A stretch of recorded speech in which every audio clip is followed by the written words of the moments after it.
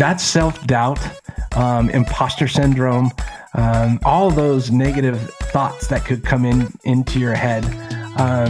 I think if you have, first and foremost, your health starts with your mind, your mindset. And I think if you have a positive mindset, everything else is going to follow in a positive manner. It's all about the way you position yourself in life. And that's why one of the things I cannot stand is when somebody mentions work-life balance. And I just think, I don't think there is such thing as a work-life balance. I think there is such thing as a life balance. And it all starts with mindset. And if you put yourself in a positive mindset, your life is going to be great. Your personal life, your work life, everything is going to be great as long as you put yourself in a personal mindset and you don't ask questions that set you up for negativity. Man, why can't they just do these things better? Why can't this person work harder? Why are these people not? Instead, ask yourself, what can I be doing better to help out? So I think if you can position yourself in that kind of mindset, that sets you up for success way more than it sets you up for failure. And unfortunately, the latter is what a lot of people default to. Welcome to Season 2 of the Maney Experience Podcast. In this podcast, you will experience wisdom, advice, and stories from creatives all over the world. Your host is the award-winning Amani Roberts, who is a DJ, music producer, professor, voracious book reader, and a skilled chef. On the show, we love to share the stories of creative professionals, especially people who have gone from the corporate life to the creative life. Once again, welcome to Season 2 of the Amani Experience Podcast. Welcome to episode 77 of the Amani Experience Podcast. For this show, we have Jamie J with us. 3 of my favorite things about Jamie J's interview is first, it's got a great attitude, real positive person, just a great outlook on life. I respect that. Second, Jamie, as you'll hear in the interview, he has been through some tough times, but he learned a lot of lessons, and he really looks back upon his tough times with a kind of a small degree of fondness because it's got him to where he is today, so I really respect that as well. And then just as I am, Jamie's a lifelong learner, and I love that, so we had a great conversation. I hope you enjoyed the interview. Remember, if you want to reach me, you can email me, podcast@amaniexperience.com. We have a Patreon, which I love to call... It's like a virtual tip jar. So if you want to donate any amount of money to the show, you can click the link, which is in the show notes, and donate, and I will recognize you on the air. All right, time to get to the show. Thank you very much for listening, and to the show we go. Our guest today is a connector of personalities and brands. He constantly challenges himself to be a better human being. He is also an amateur hockey player and starter geek who truly enjoys helping his clients rediscover themselves, their companies, and how to realize their why.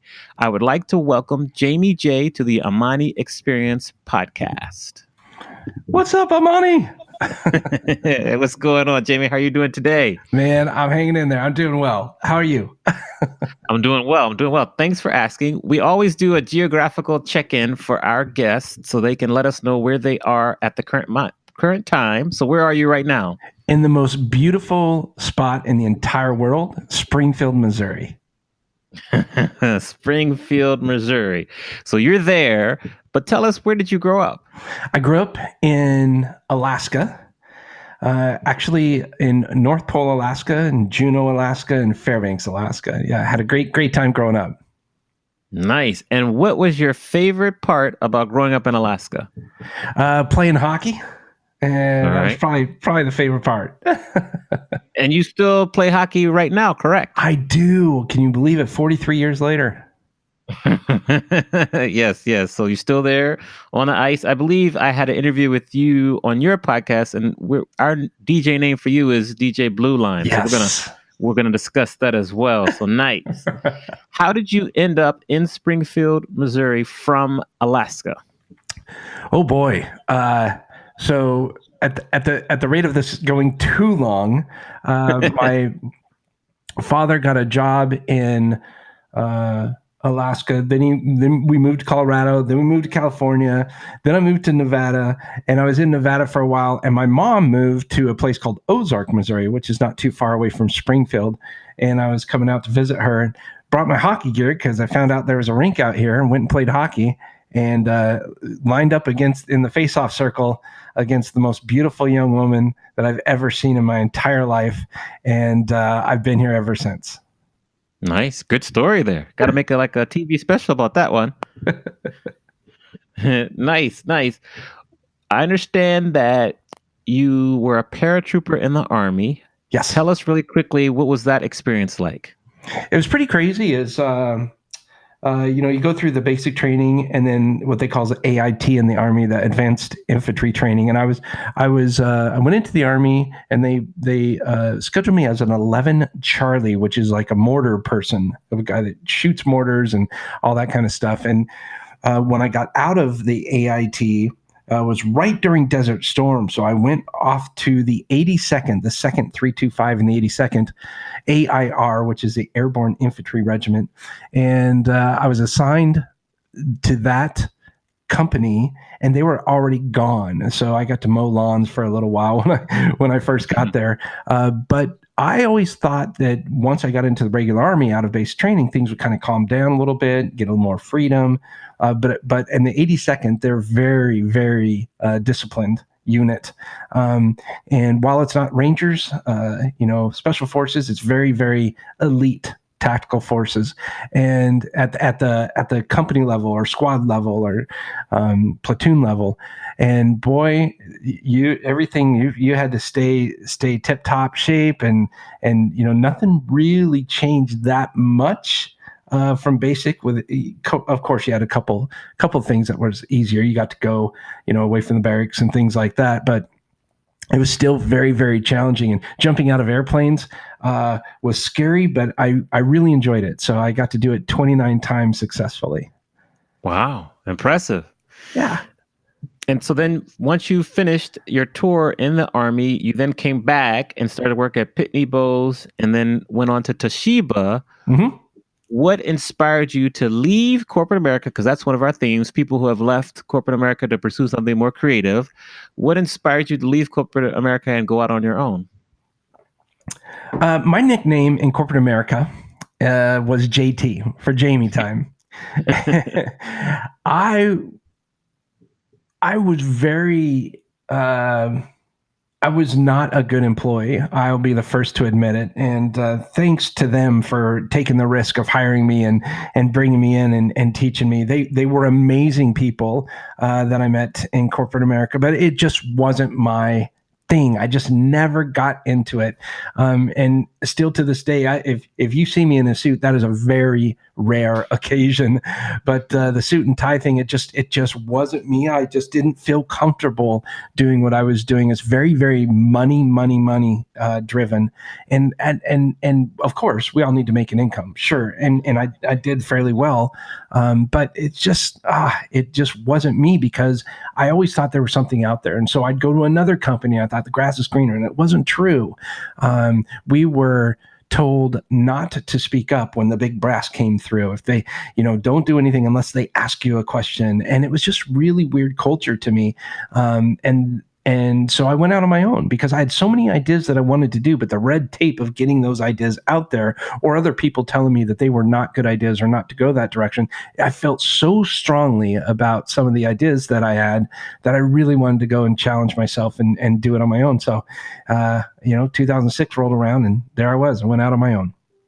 Went out on your own. And now, if you were going to summarize yourself in 30 seconds or less, based on where you are right now, how would you summarize yourself? I would summarize myself as someone who longs to learn. I always want to continue educating myself. I respect everybody. And I really, even when I don't get along with a certain character, or personality. I really take that and challenge myself to use it as an educational experience.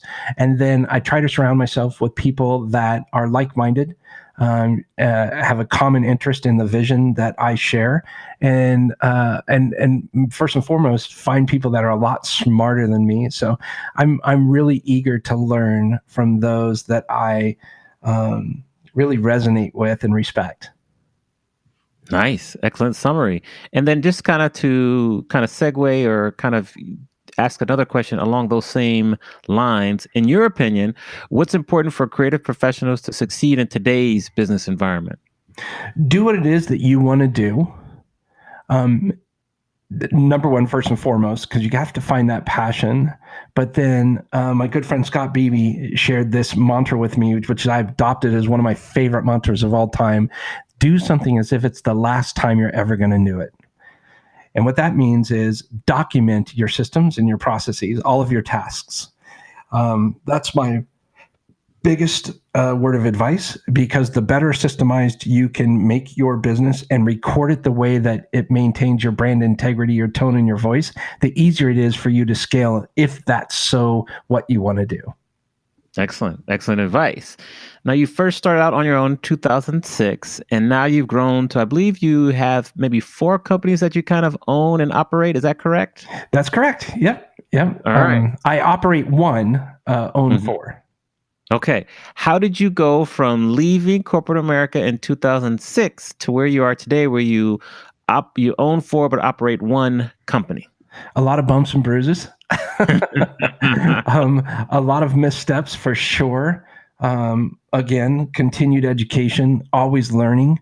And I like Brian Scudamore, the founder of 1-800-GOT-JUNK, says he wrote the book WTF, but it doesn't mean that what you think it means. It means willing to fail. And I really, really embraced that, because boy, did I fail.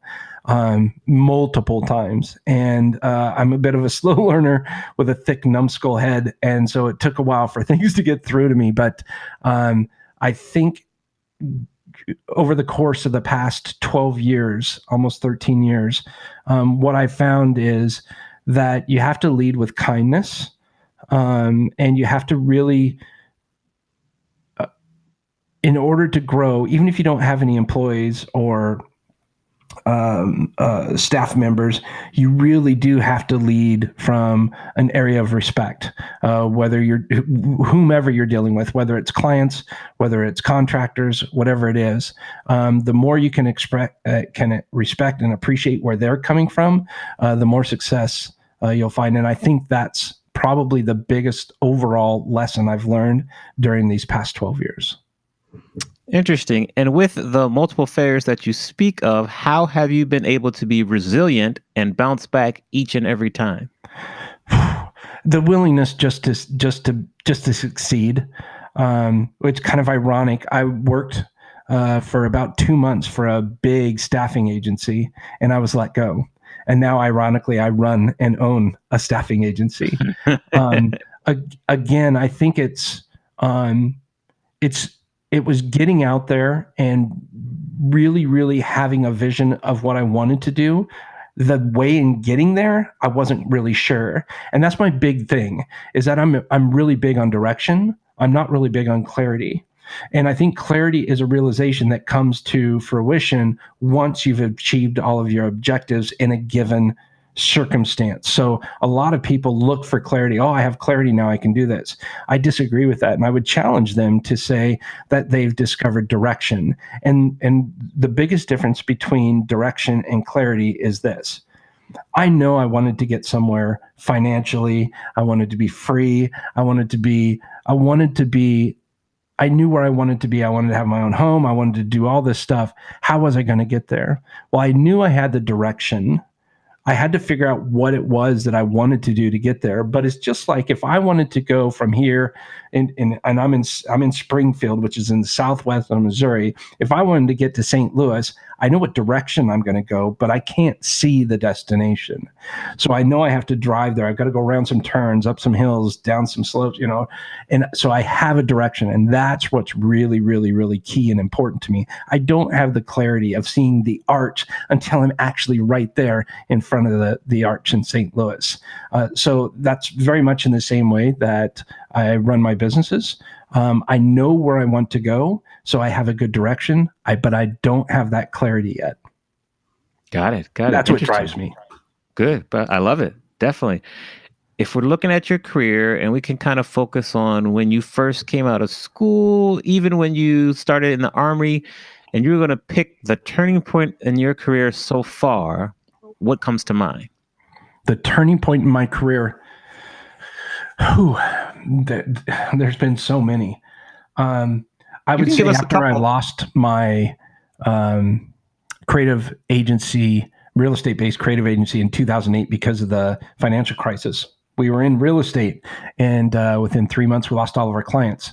One of the biggest realizations I learned from that is, number one, there's three. Number one, I have to be careful with my finances. I have to be responsible. I was not, and still find challenges in doing that sometimes. I got to be really mindful of that. The second thing is, the first thing to go during a down economy is advertising. So that's one of the first things companies cut and pull back on. The second thing they cut and pull back on is staffing. Their employees, they start letting people go, or people get laid off. And I vowed, whatever business I got into in the future, that it would be as recession-proof as possible, while maintaining not only my integrity, but also my financial integrity, so that I could still take care of those that are near and dear to my heart, including my clients. If we were to run into another economic downturn, how are you personally and professionally better positioned to survive it compared to 2008? Perfect. I love this question. So the number one thing I'm prepared for is my mindset is totally different. We have paid down a lot of debt, meaning my girlfriend and I.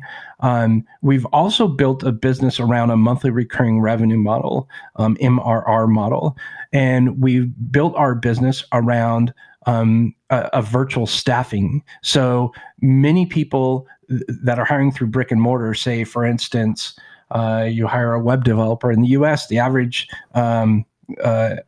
salary for a web developer is about $56,000. And we can hire somebody that's remote, where you don't have the overhead, for about $15 an hour. One of the other things is, a lot of people don't understand, well, they do understand, but when you let someone go, if you fire somebody, they have an opportunity to collect, workers' compensation, unemployment, right?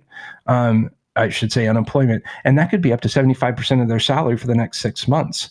Hiring remotely from the Philippines, where we specialize in, not only are we looking out for the client, because they do not have to pay this unemployment for people that are working outside. They can set them up as a vendor. So they also have the capabilities of keeping those people on without the high overhead that's normally associated with that. Plus, at the same time, we're now in a global economy, so it's never been easier to reach out to somebody that lives across the drink there, and be able to work with them, and knowing too that everybody that we bring into the virtual staffing, they're all college graduates. They're smart. They've got it going on. But we've got this beautiful thing called the World Wide Web now that can connect anybody to everywhere. And you can get, if not the same amount of work done, talent level, better. Interesting. Great. Thanks for sharing. Yeah. Why do you love what you do? For that very reason.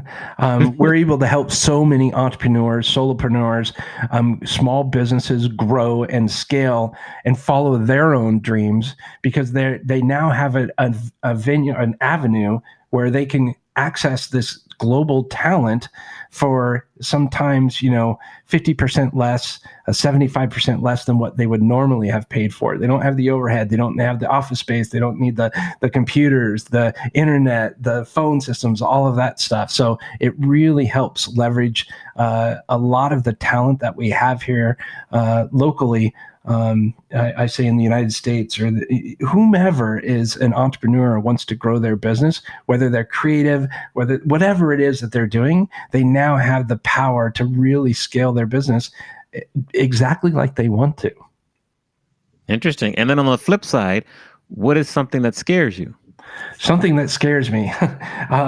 There's a lot of stuff that scares me, but that's what I think was a really good reason to keep me going. What happens if I get sick? What happens if my girlfriend gets sick? What happens if we do discover another financial crisis? What are we going to do? While it's important for me to understand and comprehend and worry to some extent about what if, I've also identified through systems and processes a way to navigate those treacherous waters, I guess you could say, should the time come.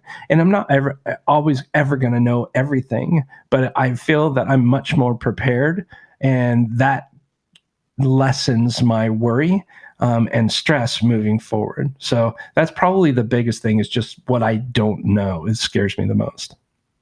Good. Now, your industry, the space that you're in, is very crowded. How do you rise above all the noise and distinguish yourself from the competition? I embrace the competition. I help the competition if need be. I try to do everything I can to be a good person. And we just rest on our own laurels. Well, I shouldn't say we rest on our own laurels, but we embrace our own laurels. We approach everything with kindness. And if we can support somebody in that, we support them. We just try to do the best that we can do, and we don't worry about outside elements that could affect what it is that we're doing, i.e. from other competitors or anything like that. We just put our best foot forward and go that way and let the chips fall where they may. As long as we know we're giving it our best, we move forward, and we're confident that we can do so. Let the chips fall as they may. Love it. I'm going to read a quote that you've mentioned in the past and get you to share with us why it resonates with you so much. You have said that failure is in your mind and your mind alone. Ooh. Why does that resonate with you? Oh, that's self-doubt, imposter syndrome, all those negative thoughts that could come into your head. I think if you have, first and foremost, your health starts with your mind, your mindset. And I think if you have a positive mindset, everything else is going to follow in a positive manner. It's all about the way you position yourself in life. And that's why one of the things I cannot stand is when somebody mentions work-life balance. And I just think, I don't think there is such thing as a work-life balance. I think there is such thing as a life balance. And it all starts with mindset. And if you put yourself in a positive mindset, your life is going to be great. Your personal life, your work life, everything is going to be great as long as you put yourself in a personal mindset and you don't ask questions that set you up for negativity. Man, why can't they just do these things better? Why can't this person work harder? Why are these people not? Instead, ask yourself, what can I be doing better to help out? So I think if you can position yourself in that kind of mindset, that sets you up for success way more than it sets you up for failure. And unfortunately, the latter is what a lot of people default to. Yeah, that's my deal. How do you personally sustain your life balance? I always take time for myself. Every Friday we play hockey, my girlfriend and I. And when I say take time for myself, I take time away from the business. I don't carry around this little cell phone all the time anymore, whereas I used to be glued to it at the hip. And if I'm in a meeting, I'll never place my cell phone on the desk in front of someone else. It stays in my pocket. If we go out to lunch or dinner with friends or my girlfriend, we don't place the phones on the table. We keep them in our pockets. We try not to keep the phone in the bedroom unless we need to set an alarm or something, but we did get a little digital clock to do that. So we really try and detach ourselves from the electronics while we're hanging out, having a good time, being personal. And then there's always a time and a place for it. But yeah, we try to minimize our connection there. I love your suggestions and advice on phone time. I think that's really important, just as little as, keep it in your pocket at dinner. I think that's a very valuable lesson for people to learn, especially nowadays when we get more and more attached to our phones. I mean, you look at a restaurant, you look around, people are like on their phones. I'm like, wow, you're not even enjoying the food. It's crazy. We will sometimes take our phone out, like if we're trying to remember something and we'll say, oh, what was that? But, and I've learned this from my girlfriend, so this is hats off and kudos to her, but she always says, do you mind if I go on my phone and check this? And it's amazing. I mean, we've been together for 6 years, but it's still, it's just a huge amount of respect. And just that little thing right there, I think, is what makes our relationship so strong. And so it's really neat when you have those little nuances there to kind of strengthen the bond that we have. I agree 100%. How has a failure or an apparent failure set you up for later success? Do you have a favorite failure of yours?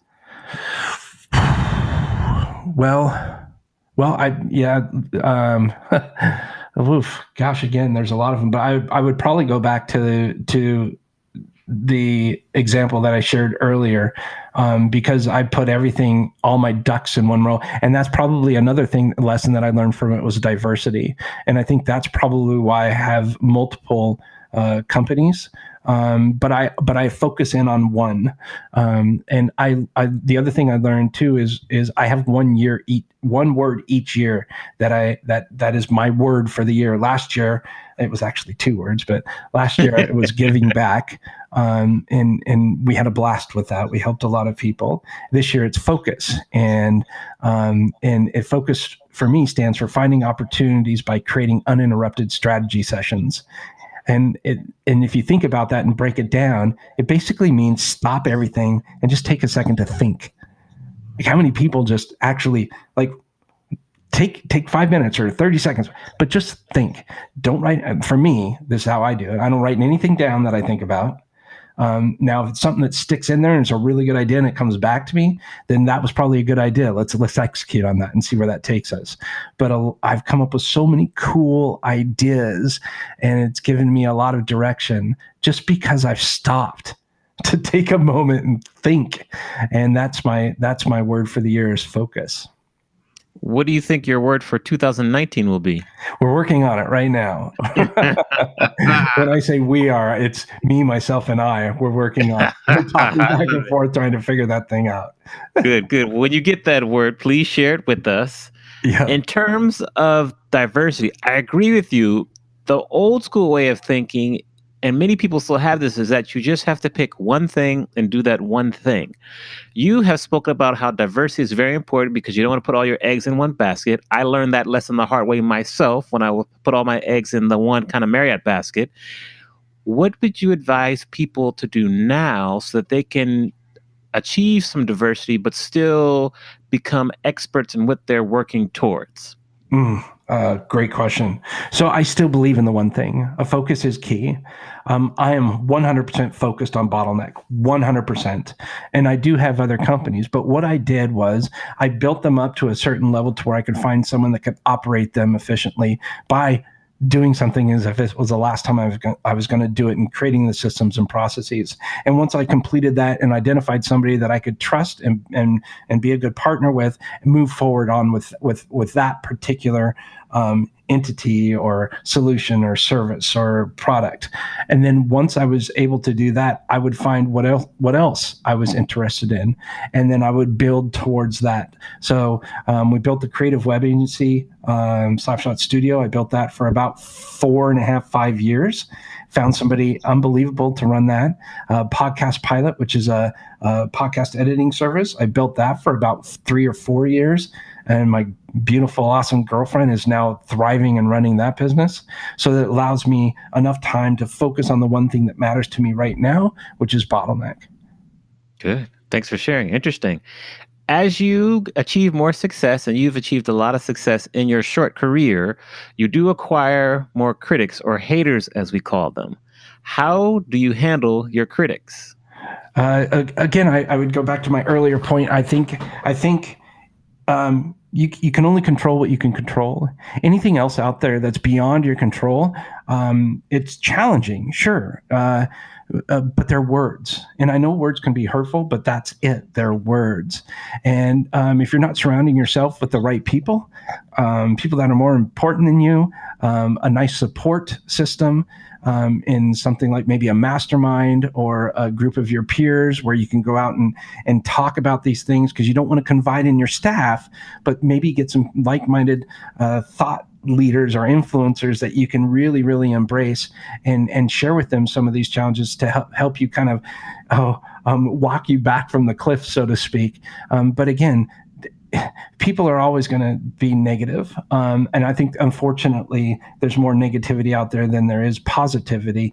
And especially when you start achieving a little bit more, people are going to start seeing what's happening, paying attention to this, and they're going to start saying, things that are going to try to break you down or bring you down.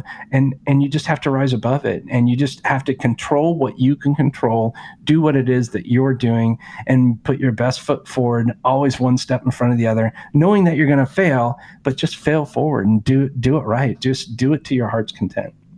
Very true. Very true. Excellent. Tell us about the darkest time in your life, how you got through that, and what did you learn from that experience? Oh, man. Darkest time in my life is losing my little brother in 2005. He was involved in a traffic accident. And to be honest with you, I don't know if I ever really got through it, but I've learned how to live without my little brother. And I take a lot, because he was my best friend by far. I can say that we didn't fight. We were very unique brothers. We'd get upset with one another, but we would never go to knock down, drag. I mean, we just weren't like that.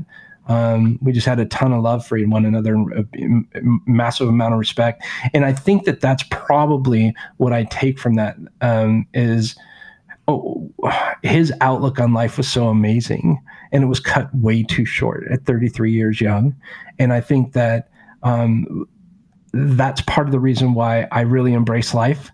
And I'm here today. I have to enjoy it today and not worry about where I'll be in 2 years or 4 years or 5 years down the road, but enjoy life today while I'm planning for the future. Just really take the time to embrace it, smile, have fun, and focus.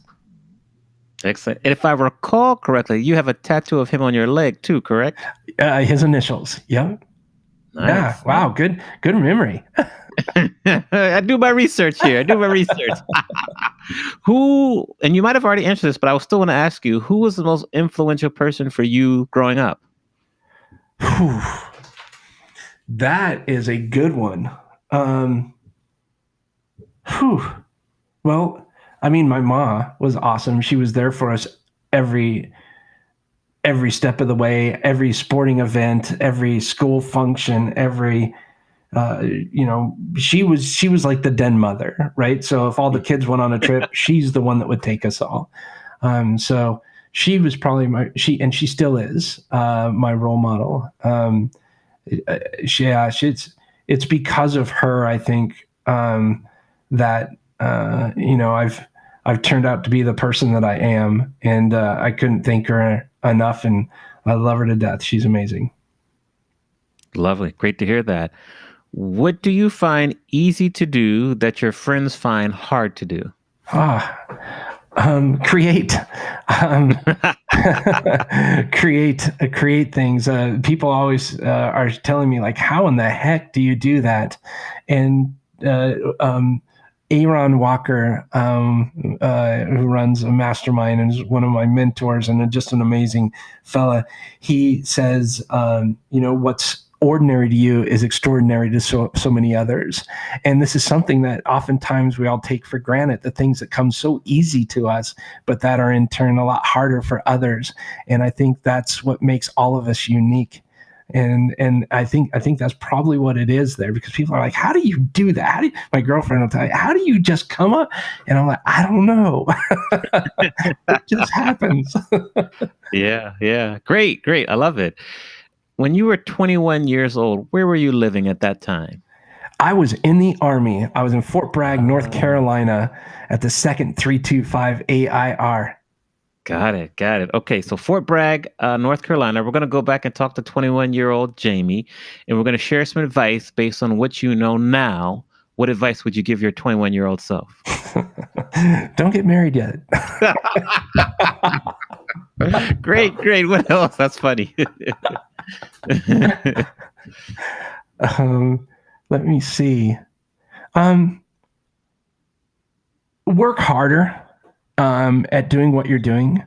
I don't know where this quote came from, but I heard it the other day.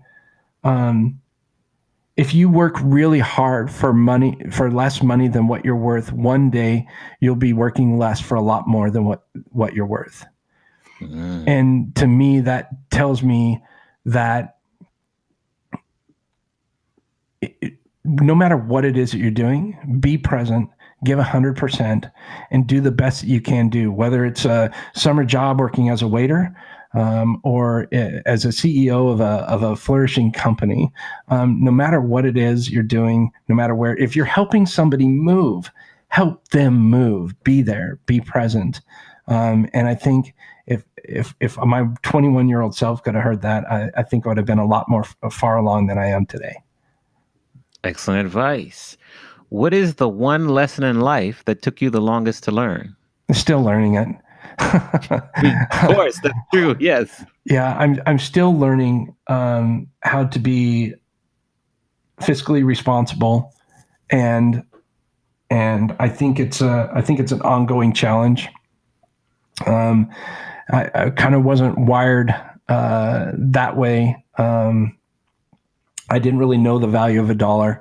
And so I've really had to work hard in challenging myself to understand that value and sharing this with, my teammates, my staff, my girlfriend, and just coming out better, being more financially responsible. You're not alone in that quest, and I'm curious to hear your thoughts on why do you feel that that's such a big challenge for many people, and specifically, a lot of entrepreneurs struggle with that and paying themselves, but still being able to keep their finances in check. Why do you feel that's such a big issue currently? I think we're in a society of here and now. You want all the bells and whistles now. You want the fancy car. There's a lot of pressure on what you exude, how you look to others. There's a lot of pressure. What kind of clothes are you wearing? It's how your company is growing, whatever that may be. There's a ton of pressure on people to be living maybe outside of their means. And so a lot of times people, I think, in my opinion, overspend, or are financially responsible, or they hire too quickly. And that's why I'm a huge fan of Mike Michalowicz and Profit First, where instead of the normal thing, revenue minus expenses equals profit, his mentality is revenue minus profit equals expenses. And I think that's fantastic. Pay yourself first, and then just figure out how you can do that. If you can't pay yourself first and then pay everything else off, you're not running your business correctly. So I say pay yourself first. Start off, pay yourself at 1%. It doesn't matter. Set up a separate account. That's your profit account. Whenever some money comes in, pay yourself, and do it all percentages, right? You got your percentage for your taxes, your percentage for your operating capital, your percentages for your profit first. Just take care of yourself. If you haven't read that book, I highly recommend it. Go get Profit First. And Mike Michalowicz, man, the guy is a flipping genius. You are preaching to the choir. I just finished that book for the first time like 3 weeks ago. So and I definitely have started my own profit account as well because I had the same issue. So I agree 110%. Like it's challenging, but his system makes sense. So I'm excited to see how I can progress by using that. I'm excited. Yeah, I'm going to go on his podcast here pretty soon. So I'm really pumped. I just spoke with him last week, and he is just an amazing human being. Yeah, great. Awesome. Thanks for sharing that. Every great person has a sentence. What is your sentence? For example, my sentence is, I love to help people unlock their creativity by teaching them how to DJ. What is your sentence? Well, I don't know if I have an exact sentence, but it depends kind of on what environment I'm in, I guess you could say. But generally speaking, I love connecting people and helping support them. So that would probably be my best. And if I can make an introduction to someone else that's really going to help them out personally, professionally, it's kind of selfish, but this is where selfish is being okay. It just makes me feel really good if I can help do that. Yeah. And I've recently met you, and I can tell that right away that you're an extremely talented and gifted connector. So that's that sentence is quite accurate. So well done. Oh, thank you. For sure. What is one new habit that you've added to your daily routine in the past year or so that has been most beneficial? I've stopped drinking soda.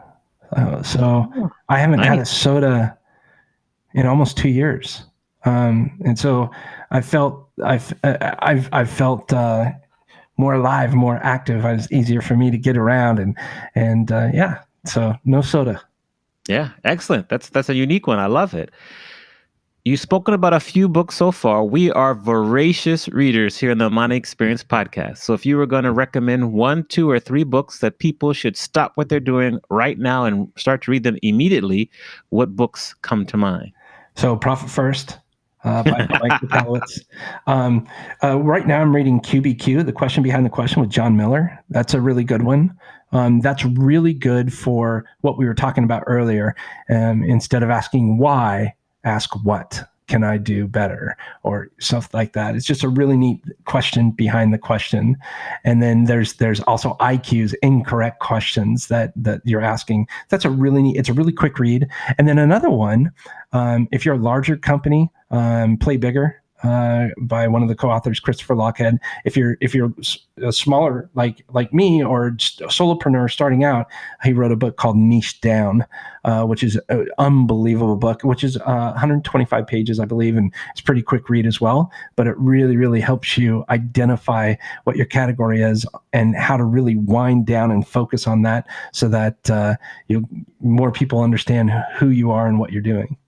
Definitely. The Niche Down book I need to read, because as I spoke to you about with the team building DJ activity, that's like a niche that I really want to kind of niche down on and do that. So that's very appropriate for me to add to my list right now as well. Yeah, great book. All right. Talk to us. Let's say you're coming out. What's the name of the St. Louis Blues Arena? Is it still Joe Louis Arena?